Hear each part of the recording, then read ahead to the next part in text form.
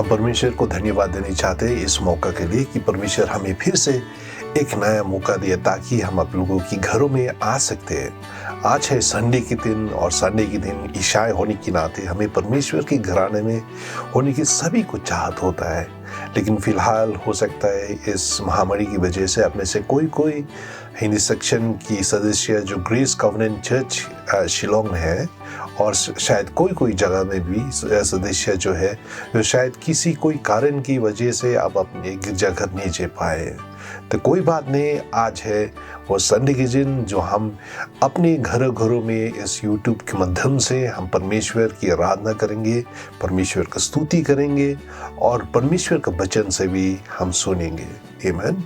हम आपको शुक्रिया करते हैं और धन्यवाद भी देते हैं कि आपने इस अपने मौका को लिया है, समय लिया है इस कार्यक्रम को देखने के लिए। और हमारा आशा और उम्मीद यही है कि परमेश्वर आपको आशीष दे, परमेश्वर आपको बरकरार रखे और परमेश्वर आपको मजबूत करे इसी संकट के समय पे। चलिए आगे बढ़ते हुए हम परमेश्वर की वचन से पढ़ेंगे।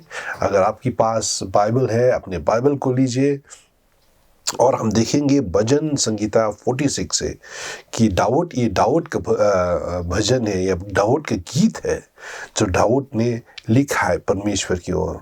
दाऊद क्या कहता है? परमेश्वर हमारा शरण स्थान और बल है, संकट में अति सहज से मिलाने वाला सहायक। इस कारण हमको कोई भय नहीं, चाहे पृथ्वी उलट जाए और पहाड़ समुद्र के बीच में डाल दिया जाए। आमीन। दाऊद क्या कहता है? वो उत्साहित हो रहा है, वो अपने आप को उत्साहित कर रहा है और वो कह रहा है कि परमेश्वर हमारा शरण स्थान है, परमेश्वर हमारा बल, परमेश्वर हमारा चट्टान, परमेश्वर हमारा शक्ति है। आमीन। और वो हमारा अति सहायता करने वाला है, वो हमारा अति मदद करने वाला है। अगर कोई भी संकट में आए और कोई भी मुसीबत में से हमें गुजरने पड़े। आमीन। इस कारण दूसरा पद में वो क्या कहता है? इस कारण हमें कोई भय नहीं चाहिए, इस कारण हमें कभी भी भय या डरना नहीं चाहिए क्योंकि परमेश्वर हमारा साथ देता है। आप अगर ईसाई है, परमेश्वर से आपका आदर है, परमेश्वर से आप सहयोग रखते हैं, संबंध रखते हैं, तो आपको डरना नहीं चाहिए, आपको मजबूत होना चाहिए क्योंकि परमेश्वर आपका साथ है। चाहे क्यों कुछ ना हो, चाहे बुरी खबरें भी आप सुनते हैं, फिर भी परमेश्वर पर अपना विश्वास मजबूत करके रखना चाहिए। क्यों? यही तो परमेश्वर का वचन है। कारण क्या है? परमेश्वर हमारा शरण स्थान है। इसलिए भाइयों बहनों हमें हर समय पे परमेश्वर की नजदीक, परमेश्वर के करीब आने चाहिए क्योंकि जब हम उनके नजदीक होते हैं वही हमारा चट्टान बन के रहता है। आमीन। और भय के समय में, डर के समय में, संकट के समय में हम उनसे दूर नहीं जाना चाहिए। आमीन। हमारा मदद करने वाला कौन है? हमारा सहायता करने वाला कौन है? परमेश्वर ही तो है। आमीन। इसलिए आप डरे मत और उदास मत हुए, अफसोस मत हुए क्योंकि परमेश्वर आपके साथ है। आमीन। तो चलिए हम इस कार्यक्रम को शुरुआत करते हुए हम प्रार्थना करेंगे। पिता परमेश्वर, आपको धन्यवाद देनी चाहते इस मौका के लिए कि आप हमें इस मौका दी है ताकि हम आपके साथ आपकी संगति कर सकते हैं, अपने भाइयों बहनों के साथ जो अपने घरों में है। और धन्यवाद देते इस समय के लिए। हम दुआ करते कि परमेश्वर जिस तरह हमने पढ़ा है आपकी वचन से कि परमेश्वर तू हमारा शरण स्थान है, तू हमारा संकट के समय है, तू हमारा सहायता करने वाला है। भाई परमेश्वर हम दुआ करते, हो सकता है हम में से कोई भाइयों बहनों जो इस कार्यक्रम को देख रहे हैं जो अपनी विभिन्न तरह की परिस्थिति से गुजर रहे हैं, परमेश्वर जो गंभीर परिस्थिति, उनमें से कोई हो सकता है जो उदास है, जो बीमार में पड़ा हुआ है, कैद किया गया है। परमेश्वर हम दुआ करते हैं कि आप हमें उत्साहित करेंगे अपनी वचन की द्वारा परमेश्वर, और आपकी वचन जब हम सुन रहे, हम पढ़ रहे, वो हम पे वो विश्वास जगाएगा परमेश्वर। ये सारा समय आपके हाथों पे हम सौंप देते हैं। अगर कोई भी दूसरा आत्मा किसी की भी रीति से हमसे रुकावट डालना चाहता है, हमें रोकना चाहता है ताकि हम आगे बढ़े, हम उससे हम बांध देते हैं मसीह की नाम में परमेश्वर। और हम दुआ करते हैं जहाँ हमें हमारा दर्शक है, अब उस सारा जगह को अपने लहू से ढाकते हैं। हम आमंत्रित करते हैं पवित्र आत्मा तू आ जाए, इस कार्यक्रम को चला, ताकि तेरा मौजूदगी हम पे आनंद हो, तेरा मौजूदगी हमारा लिए एक समर्थीकरण हो। परमेश्वर, ये सारा समय आपके हाथों पे हम सौंप देते हैं। ये सब हम मांगते हैं यीशु मसीह के नाम में, आमीन। आराधना और स्तुति हमारे ईसाई जीवन के लिए एक प्रैक्टिस होनी चाहिए, जो हमें लगातार हर एक मोड़ पे, हर एक समय पे, चाहे हमें खुशी हो चाहे हमें उदास हो, हमें इसे बरकरार रखने चाहिए, क्योंकि यही वो एक अभ्यास है जो हम लगातार करते जाएंगे। इसलिए कोई फर्क नहीं होता है कि आपका गला सुरीली है या बेसुरा है, आप परमेश्वर के लिए गा रहे। आमीन। परमेश्वर अपने दिल की धड़कन को वो जानता है और अपना दिल से गाए। परमेश्वर का वचन कहता है कि परमेश्वर ढूंढ रहा है उन सब व्यक्ति के लिए जो उनका आराधना और स्तुति वो सच्चाई में करते हैं। आमीन। हम दुआ करते इन सब गीतों की द्वारा आप गाएंगे, साथ परमेश्वर की साथ आप गाएंगे, परमेश्वर को मौजूदगी को आप बुलाएंगे। आमीन। जब आप परमेश्वर को बुलाते हैं, जब वो आते और जहां वो है खुशी है, आनंद है। आमीन। चलिए हम अभी जाएंगे आराधना स्तुति करने। Hallelujah, praise the Lord. मैं विश्वास करती हूँ कि परमेश्वर के अनुग्रह के द्वारा आप सभी चंगे सुरक्षित हैं। मैं विश्वास करती हूँ। तो चलिए इस समय फिर से हम लोगों को परमेश्वर ने मौका दिया है कि हम उनकी उपस्थिति में आके उनकी आराधना कर पाए। तो आई बिलीव मैं ब्लेस्ड हूँ आप सबके साथ आराधना करने का ये जो मौका मिला है मुझे। चलिए आराधना शुरू करने से पहले हम परमेश्वर के वचन पे पहले जाएंगे। परमेश्वर का वचन रोमन्स चैप्टर 5 वर्स 5 में इस तरीके से कहता है, now hope does not disappoint because the love of God has been poured out in our hearts by the Holy Spirit who was given to us. Amen. इस तरीके से कहता है यहाँ पर कि जो आशा हम रखते हैं परमेश्वर में, वो कभी भी निराशा में नहीं बदलेगा। क्यों निराशा में नहीं बदलेगा? क्योंकि परमेश्वर का जो प्रेम है हमारे ऊपर उंडेला गया है उनके पवित्र आत्मा के द्वारा। आमीन।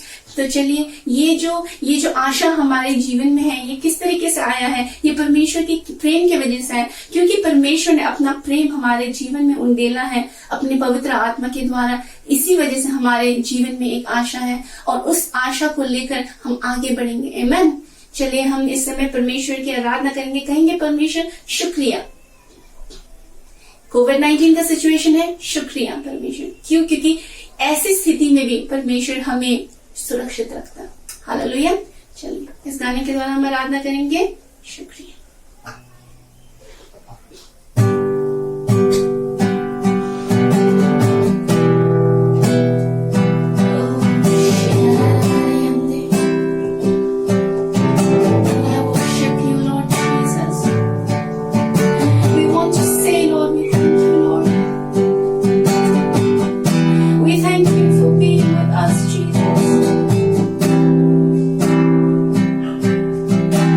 At this time of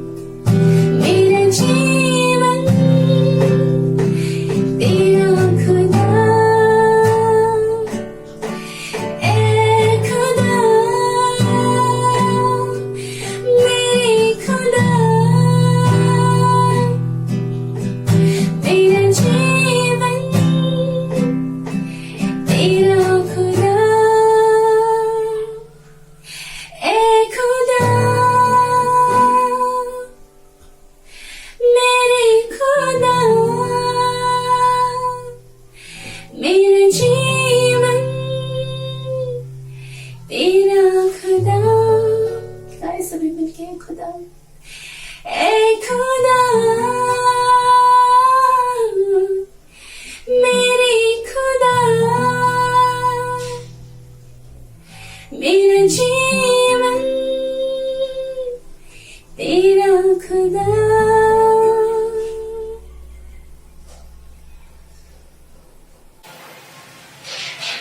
Lord, this life is yours, Jesus. It's yours, Lord. ये जीवन जो परमेश्वर हम अपना कहलाते परमेश्वर ये तेरा. We give you all the glory and honor. We want you to increase in our lives, Lord. हम चाहते हैं परमेश्वर कि तू हमारे जीवन में बढ़े परमेश्वर और हम घटे यीशु.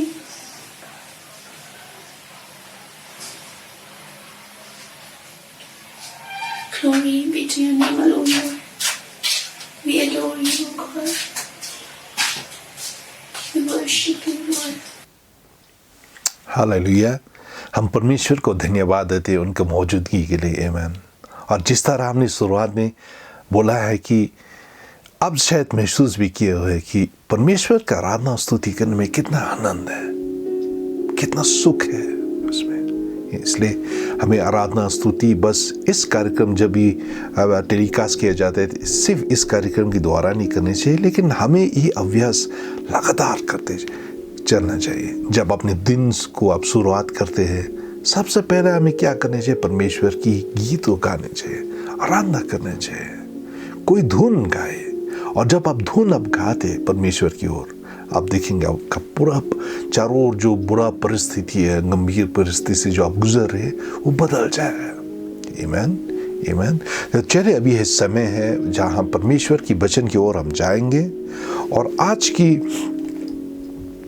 की वचन जो है उसका शीर्षक मैंने इस नाम पर दिया है. वो अंग्रेजी में कहा जाता है टैंगल या फंसा जाना या फंसा हुआ. आमीन. और आज का ये शीर्षक हम देखेंगे वो इस पर निर्भर करता है लूका की सुसमाचार 8:5 से लेकर 8 तक. लूका 8:5 से लेकर 8. चलिए आपके पास अगर बाइबल है आप अपने बाइबल को खोलिए और हम साथ हम देखेंगे परमेश्वर का वचन क्या कहलाता है. कि एक बोने वाला बीज बोने निकला, बोते हुए कुछ मार्ग के किनारे गिरा और रौंद गया और आकाश के पक्षियों ने उसे चुग लिया. और कुछ चट्टान पर गिरा और उपजा परंतु तरी और मिलाने से सूख गई. कुछ झड़ियों के बीच में गिरा और झड़ियों ने साथ बढ़कर उसे दबा लिया. 8. और कुछ अच्छी भूमि पर गिरा और उगा कर 100 गुना फल लाया. ये कहकर उसने उनसे शब्द से कहा, जिसके सुनने की कान हो वो सुन ले. आमीन. तो ये रहा मसीहा की एक शिक्षा. जिस तरह आपको पता है मसीहा जब भी वो शिक्षा देते आ रहे हैं वो हर समय पे कोई जीवन का कोई सच्चाई को वो प्रकट करने चाहते हैं और उदाहरण के द्वारा हर एक शिक्षा जो मसीहा सुसमाचार में देते आ रहे हैं वो एक उदाहरण पहले देते हैं. आमीन. और उदाहरण के द्वारा वो अपने चेलाओं को अपने दासों को आमीन उनको सिखाते थे. आमीन. तो इस समय पे हम देख रहे एक किसान या एक बोने वाला वो निकला अपने घर से सवेरे निकला और चला क्या अपनी खेती में क्या करने के लिए? बीज बोने के लिए. आमीन. और क्या हुआ? परमेश्वर का वचन कहता है कि हम देखते हैं वो बोते हुए वो 4 तरह की क्षेत्र है, 4 तरह की जगह में उसका बीज गिरा है. आमीन. उनमें से कोई है जो रास्ते के साथ में गिरा, रास्ते के पास में गिरा. उनमें से कोई है दूसरा क्षेत्र है चट्टान की बीच में सामने गिरा. और उनमें से कोई है कांटों के बीच में गिरा. और उनमें से कोई है जो अच्छी भूमि पर गिरा. तो आज के दिन ये शिक्षा जो हम देखेंगे, हम इन सब क्षेत्र के बारे में नहीं देखेंगे, लेकिन हम देखेंगे वो बीज जो कांटों की बीचों में गिरा है, उस पर क्या असर चल रहा था, उस पर क्या हो रहा था। और हम देखेंगे मसीहा क्या हमें सिखाना चाहता है, खास तौर करके वो बीज जो कांटों की बीच में गिरा। आमीन। चलिए हम पढ़ेंगे लूका 8:14। लूका 8:14 हम देखते वो क्या कहते हैं। मसीहा जो झड़ियों में गिरा। आमीन। तो मसीहा इस शेष भाग, इस दृष्टांत की शेष भाग में वो बता रहे थे कि इन सब का मतलब क्या है। तो इस 14 पद में हम देखते हैं वो बीज जो झड़ियों की बीच में या कांटों की बीच में गिरा। आमीन। तो वो बता रहे इधर में 14 पद में, जो झाड़ियों में गिरा सो वे है जो सुनते हैं, पर होते होते चिंता और धन और जीवन के सुख विलास में फंस जाते हैं और उनका फल नहीं पकता है। आमीन। इन शब्द को अब ध्यान देना भाइयों बहनों। आमीन। मैं प्रार्थना भी करता हूँ कि पवित्र आत्मा आपको ज्ञान, आपको बुद्धि दे, समझने की वो शक्ति दे, ताकि इन शब्दों, इन लाइनों के बीच में आप ध्यान देते हुए आप देखते पाएंगे कि परमेश्वर वो क्या सिखाना चाह रहे हैं। जो झड़ियों में गिरा सो वे है। आमीन। जो सुनते हैं, पर होते होते चिंता और धन और जीवन की सुख विलास में फंस जाते हैं। आमीन। ये उस तरह की बीज है जो सुनते और इसका मतलब क्या है।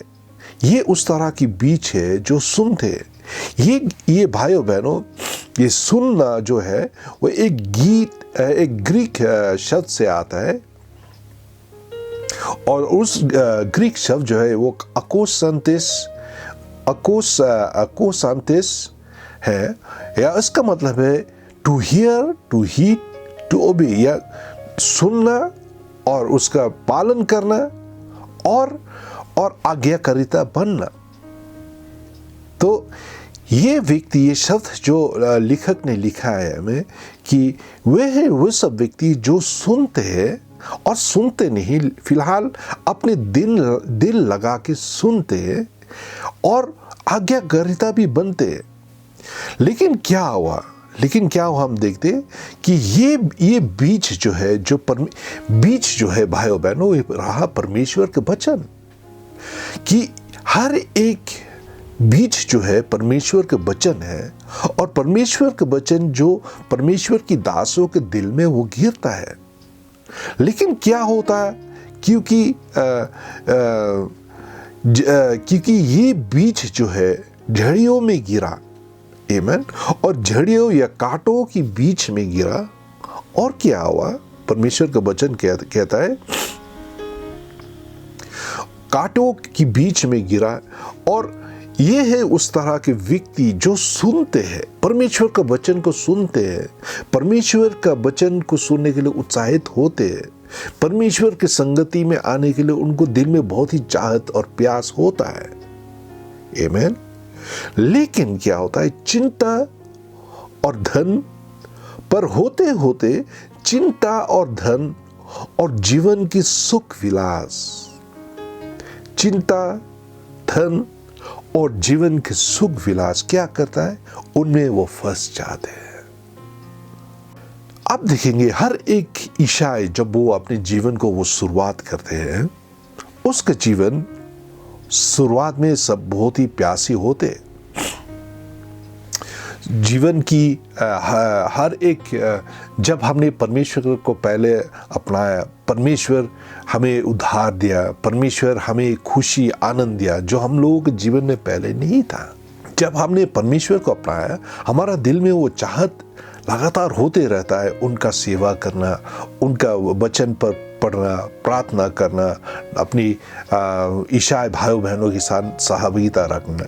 लेकिन क्या होता है, धीरे धीरे वो चाहत होते हुए भी, लेकिन जीवन में क्या होता है, जिस तरह बाइबल में लिखा है 14 पद में क्या लिखा है कि होते होते चिंता और धन और जीवन की सुख विलास में फंस जाते हैं। भाइयों बहनों, इसलिए हमें जांचना चाहिए, हमें देखना चाहिए, अपने दिल को हमें जांचना चाहिए और हर समय पे भाई बहनों हमें ईमानदारी से अपने दिल को जांचना चाहिए। दाऊद ने अपने वचन में लिखा है, search me and know me O God, see if there is any wicked way in me. भाइयों बहनों, हमें भी दाऊद के जैसा वो प्रार्थना करने चाहिए कि परमेश्वर हमें ढूंढो, हमें जांचो, दिल की छिपी हुई राज को तुम जानो, प्रकट करो और देखो मेरे जीवन में कुछ ऐसा कुछ है जो मुझसे तुझसे अलग कर ले जा रहा है या मेरा ध्यान को तुझसे अलग ले जा रहा है।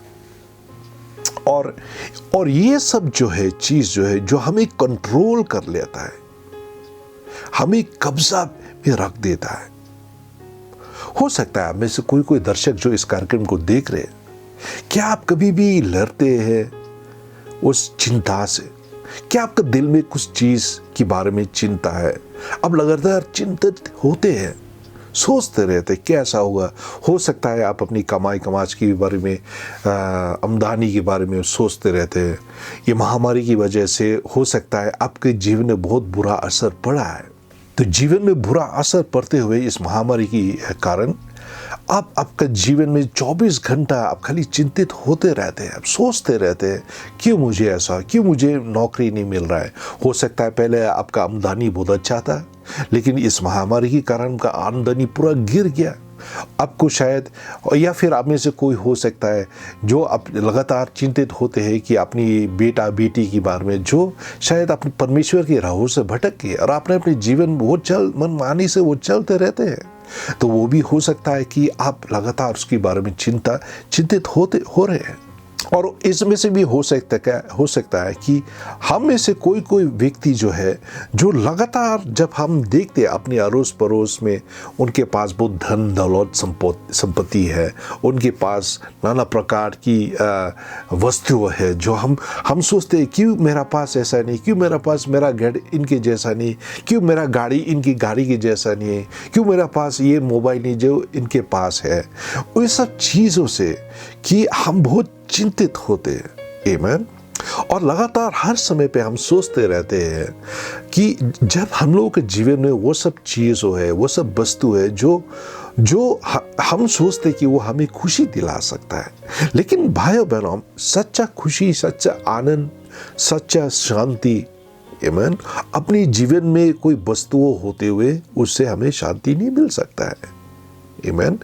जीवन की इस दौर में भाइयों बहनों कभी भी हम उस स्थान में नहीं पहुंचेंगे जब हम कह सकेंगे भाई हम अभी खुश हैं, हम मेरा पास धन है, दौलत है, बैंक अकाउंट बहुत फला फूला बैंक अकाउंट है, मेरा घर में सब चीज़ों है, अभी कुछ हमें सोचने की चाहिए, कुछ चिंता नहीं होनी चाहिए। कभी भी हम ये नहीं कह सकेंगे कि जीवन में कोई चिंता नहीं होगा, क्योंकि जीवन की इस दौर में कभी भी हम संतोष नहीं होंगे जब हम दूसरे लोगों की तरफ हम देखते हैं और अपना जीवन उनके साथ तुलना करते हैं।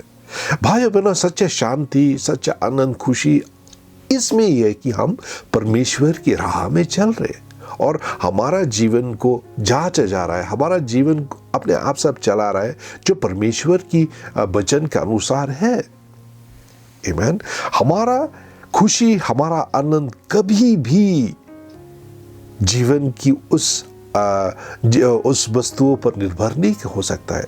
जब आपके पास अच्छी से अच्छी गाड़ी है, अच्छी से अच्छा मकान है, अच्छी से अच्छी कमाई है, तब आप सही सोचते हैं कि ये व्यक्ति जिसके पास ये सब है वो बहुत ही खुशी है, उसमें बहुत ही खुशी है, उसमें कुछ बहुत ही आनंद है। लेकिन ये सच्चा नहीं है, क्योंकि भाइयों बहनों, सच्चा आनंद जिस तरह मैंने थोड़ी देर पहले कहा कि वो कभी भी वस्तुओं पर निर्भर नहीं करता। और हो सकता है हमें से कोई जो है जो लगातार हम सोचते रहते हैं कि भाई कि हमारा जीवन में को कब्जा किया गया उन सब आनंद, उन सब चीज़ों से जो हमें खुशी दिलाता है बस थोड़ी समय के लिए।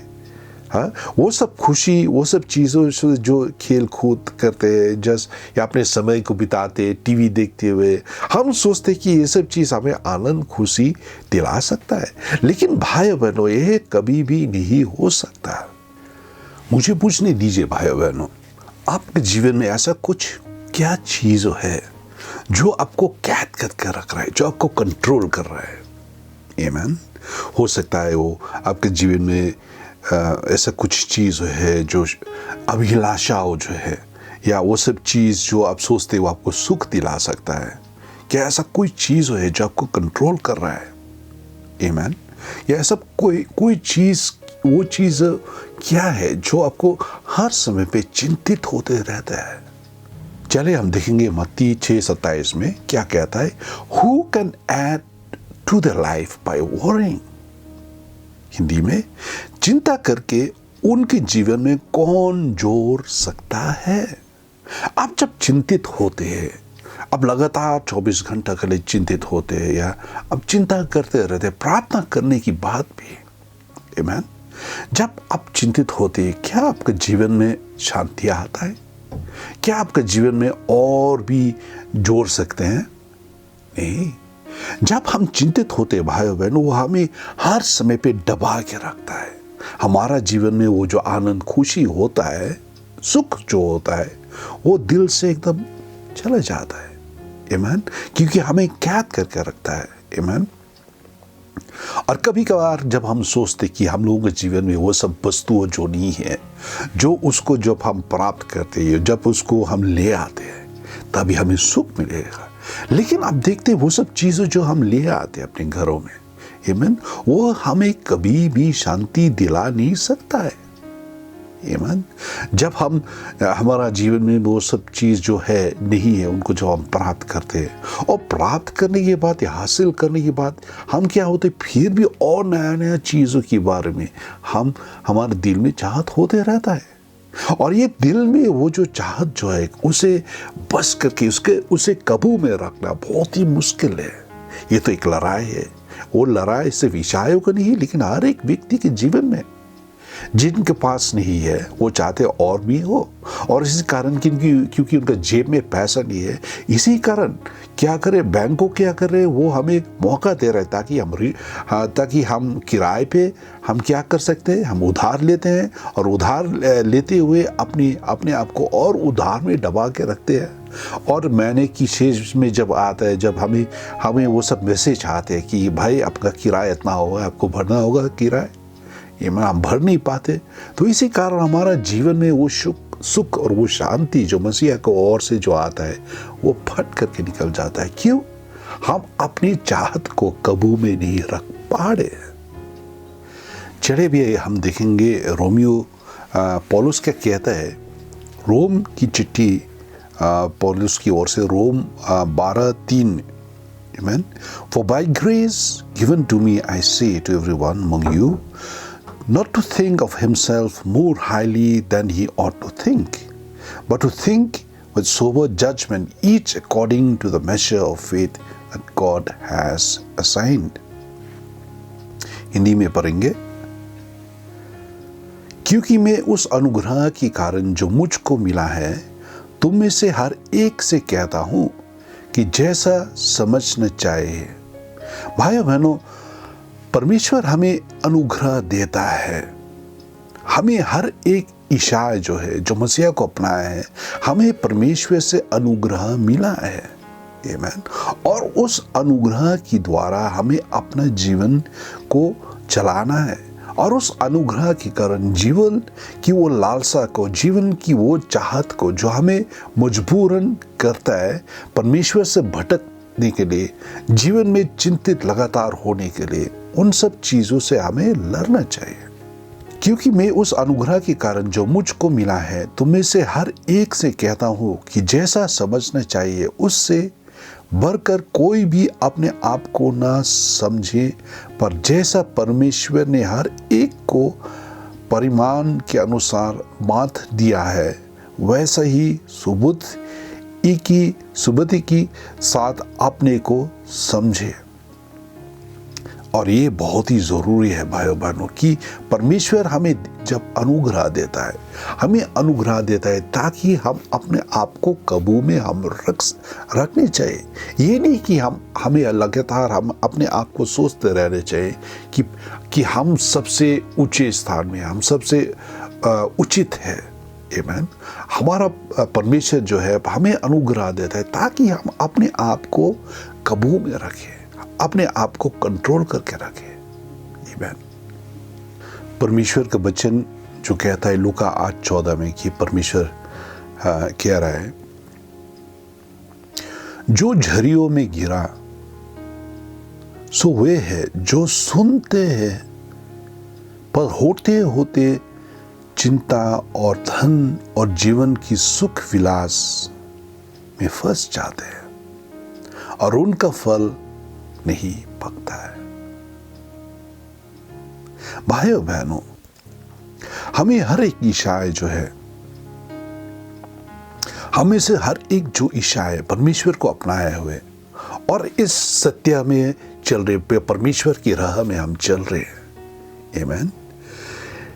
अगर हम पे भी ये अभ्यास है कि हम लगातार दिल में चाहत होता है परमेश्वर अच्छा ईसाई बनने के लिए, अच्छा दास बनने के लिए, लेकिन अगर हम लोगों के जीवन में अभी भी चिंता है, हम लोगों के जीवन में सुख विलास में अगर हम फंसे हुए,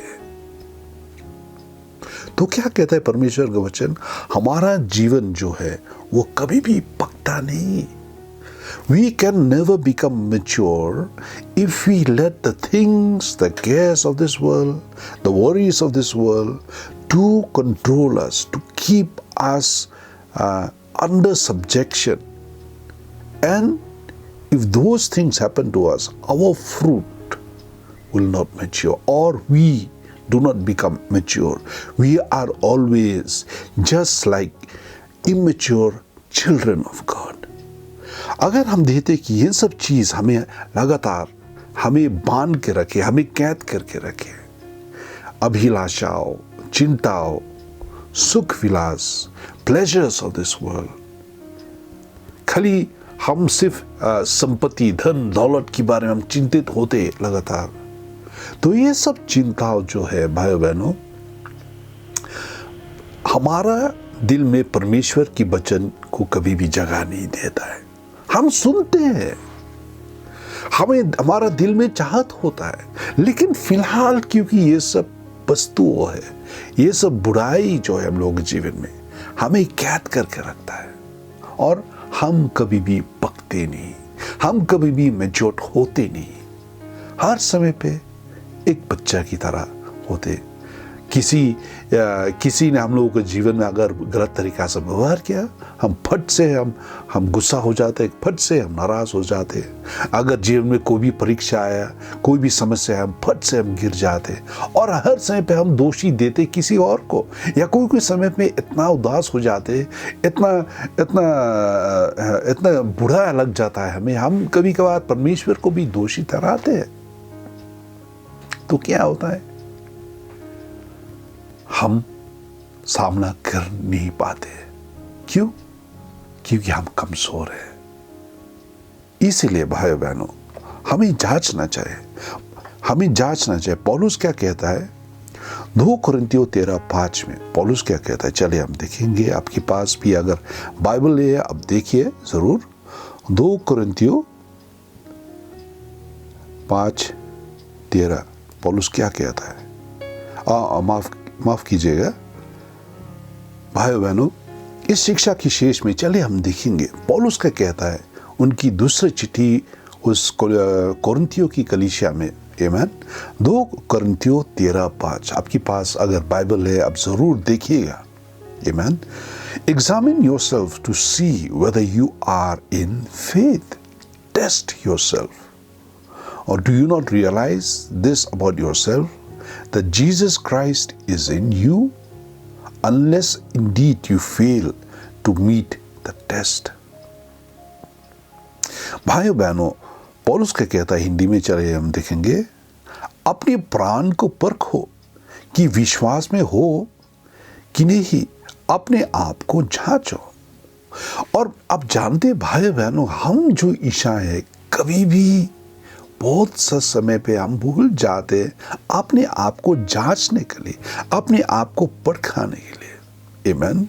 और अब देखते हम लोगों के पास इतना सब कुछ चीज़ों है जो हमें इतना व्यस्त रखता है, हमें इतना बिजी कर डालता है, ताकि हम अपने आप के लिए समय नहीं निकाल पाते, अपने आप को जांचने के लिए, अपने आप को परखाने के लिए समय नहीं होता है हमें। लगातार कुछ न कुछ हमारा ये सोचना में चलता रहता है और हम भूल जाते हैं कि हमें भी जांचना चाहिए अपने आप को। जिस तरह थोड़ी देर में मैंने पहले बोला था, दाऊद प्रार्थना किए, मुझे जांचो परमेश्वर, search me O God and know me, ढूंढो, जांचो, खोजो मुझे परमेश्वर और मुझे जान लो। भाई बहनों, आज के दिन मैं आपसे कहना चाहता हूं, आप जहां कहीं भी है आप जांचिए, परमेश्वर से दुआ कीजिए और पवित्र आत्मा को प्रकट करेगा। जीवन में ऐसा कौन चीज है जो हमें फंसा के रखता है। आमीन। चलिए हम इसको पढ़ेंगे। अपने प्राण को परखो कि विश्वास में हो कि नहीं।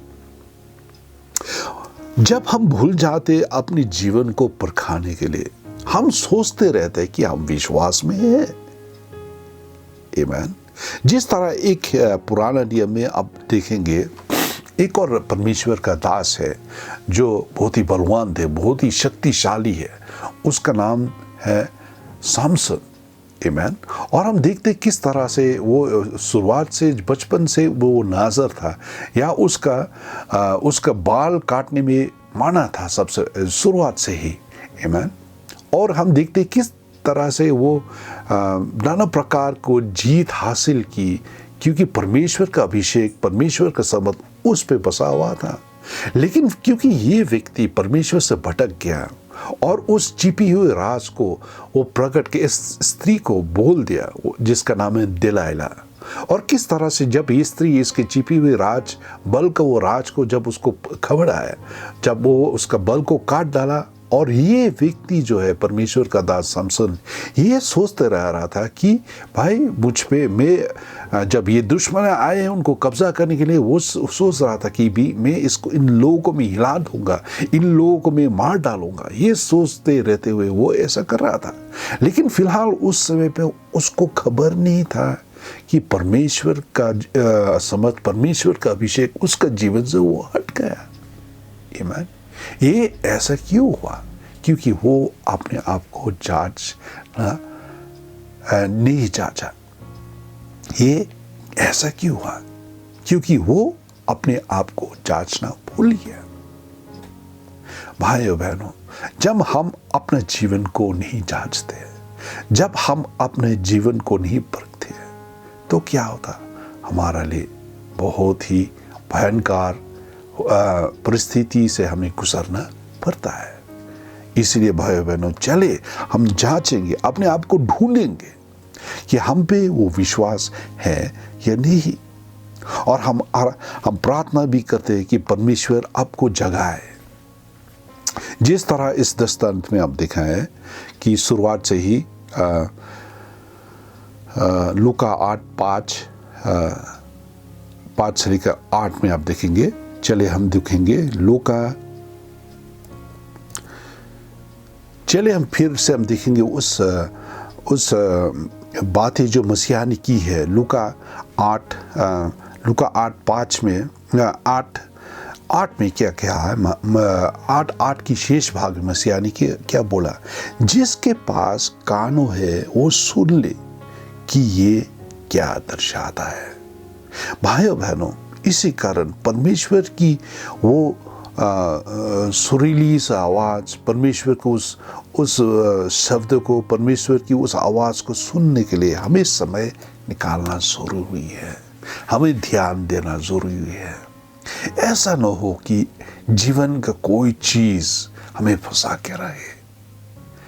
ऐसा न हो कि जीवन में कोई लालसा, शरीर का कोई लालसा या जीवन का कोई संसारिक चाहत जो है हमें फंसा करके धन, संपत्ति, सम्मान ये सब चीज़ जो है जो लोगों को कैद करके रखता है। आमीन। और ये सब चीज़ जो है वो लगातार उनके जीवन पे, उनके दिमाग पे बोझ की तरह बन के रहता है और लगातार 24 घंटा के लिए वो चिंता होते रहते हैं। आप शायद सोच सकते हैं कि जिसका पास, जो गरीब है, उससे उसका पास ही चिंता होता है, लेकिन सच्चा बात यह है जिसके पास धन संपत्ति है उसका जीवन में तो और भी चिंता है, क्योंकि वो सो नहीं पाता है। ये सोचते हुए वो सो रहा है कि सब उसका जेब से या उसका बैंक अकाउंट से सब पैसा निकालने वाला चल लिया है। ये सोचते हुए कि सब उसके पीछा कर रहा है, उसको उसके जीवन के पीछा कर रहा है। तो इसीलिए हमें जांचना चाहिए भाइयों बहनों, हमें परखना चाहिए कि हम विश्वास में हैं। हम इस कार्यक्रम को अंत करेंगे। अब में से जो है, जो परमेश्वर की आवाज को सुन रहे हैं, आप ईशाय हैं, परमेश्वर को विश्वास करते हैं, परमेश्वर का वचन पढ़ते हैं। अब परमेश्वर के वचन को सुनने में आपका दिल में चाहत होता है, लेकिन फिलहाल जीवन की चीज हो, जीवन की धन संपत्ति, जीवन की चिंताओं, शरीर की अभिलाषा हो, आपको कैद करके रखा है।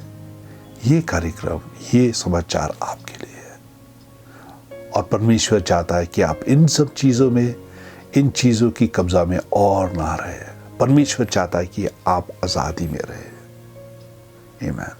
तो चले हम दुआ करेंगे। आमीन। परमेश्वर के निकट आए, परमेश्वर के नजदीक आए, ताकि परमेश्वर आपको वो आजाद कर सके। चले हम प्रार्थना करेंगे। पिता परमेश्वर, हमको धन्यवाद देते हैं इस कार्यक्रम के लिए और हम दुआ करते हैं कि परमेश्वर, हम में से कोई हो सकता है दर्शक जो इस कार्यक्रम को देख रहा है, शायद उसके जीवन में ऐसा कोई बंधन है जो उसको कैद करके रख रहा है। हम चाहते तो है परमेश्वर आपकी राह में चलने के लिए, लेकिन जीवन की अभिलाषाओं, जीवन की लालसाओं जो है परमेश्वर हमें कैद करके रखा है। हम उस बीज की तरह है जो किसान ने बोने गया है, उस बीज जो है जो कांटों की बीच में परमेश्वर बढ़ गया है और ये सारा कांटों जो है हमसे वो जीवन को वो खींच रहा है, परमेश्वर चूस रहा है।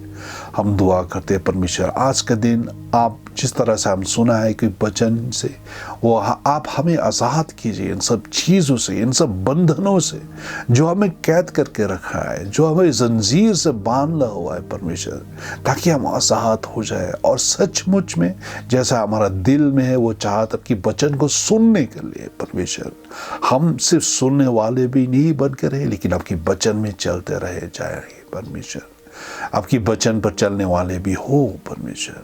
हम दुआ करते इसी कारण परमेश्वर आज के दिन आप आज़ाद करेंगे। ऐसा अगर कोई भी व्यक्ति है इस कार्यक्रम को देख रहा है, हम दुआ करते इनके लिए परमेश्वर, ताकि आपकी आत्मा, आपकी पवित्र आत्मा उनको पर गिर जाए, पवित्र आत्मा की अभिषेक उनके जीवन पे आ जाए, ताकि वो आज़ादी महसूस करे।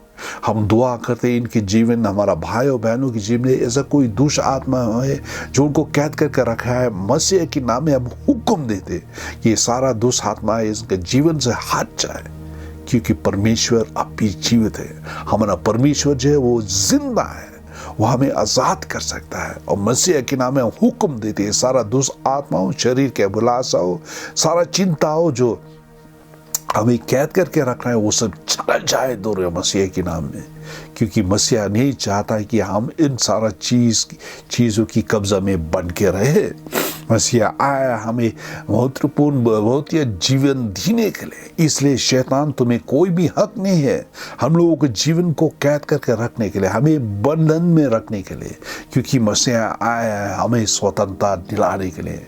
इसलिए हम हुक्म देते शैतान तो हम लोगों के जीवन से हट जाए, सारा बीमारी, कंगलपन जो कुछ भी है, सारा कमजोरी हम लोगों के जीवन जो कुछ भी है वो दूर में चला जाए, क्योंकि मसीहा इसलिए प्रकट हुआ ताकि तेरा सारा कामों को वो नाश कर डाले। शैतान तुम्हें कोई भी हक नहीं है हमारा जीवन भी, हमारा परिवार, हमारा संतान, हमारा धन दौलत पर कोई भी हाथ लगाने के लिए, क्योंकि हम परमेश्वर के दास हैं, हम परमेश्वर के संतान हैं और तुम्हें कोई भी हक नहीं। इसलिए हमें तुम्हें हुक्म देते शैतान तुम हम लोगों के जीवन से दूर में चला जा, हम धन्यवाद देते हैं परमेश्वर कि आप हमारा चट्टान है, आप हमारा स्वर्ण स्थान है। भय की समय, जीवन की संकट के समय में, महामारी के समय पे हम आपके पास, आपके नजदीक आ सकते हैं और हमें कोई भी बिगाड़ नहीं सकता क्योंकि आप हमारा साथ हैं। हम दुआ करते हैं इन सब भाई बहनों के लिए परमेश्वर, इनके जीवन में और अपना ज्योति देंगे, इनके जीवन में आप जोश देंगे ताकि ये आपके पीछे पीछे चलते रहेंगे। अब ज़्यादा रास्ते में नहीं रोकेंगे लेकिन आपके पीछे पीछे चलते रहेंगे। परमेश्वर हम धन्यवाद देते हैं इस मौके के लिए और हम आशा रखते हैं परमेश्वर की ये सारा बातें जो हमने बोया है आपके वचनों से वो हमारे जीवन को जगाए, हमें उत्साहित दीजिए, हमें जगाए परमेश्वर, ताकि हम सोते ना रहे परमेश्वर, लेकिन हर समय पे अपने जीवन को जांचते रहे क्योंकि आप बहुत ही जल्द आने वाला है परमेश्वर। और हमें सोते रहने नहीं चाहिए, हमें जागते रहने चाहिए, लगातार प्रार्थना करनी चाहिए परमेश्वर, अपने आप को तैयार होते हुए रहने चाहिए। सिर्फ अपने आप को नहीं लेकिन अपनी परिवार, घर वाले को, सभी दोस्तों को परमेश्वर हमें जगाना चाहिए ताकि वो भी हम लोगों के साथ चले जब आप बादलों में आएंगे। परमेश्वर हमें धन्यवाद देते इस कार्यक्रम के लिए, इस समाचार के लिए, और हम दुआ करते परमेश्वर ये सारा बातें हम लोगों के लिए एक आशीष के कारण बन के रहा है परमेश्वर।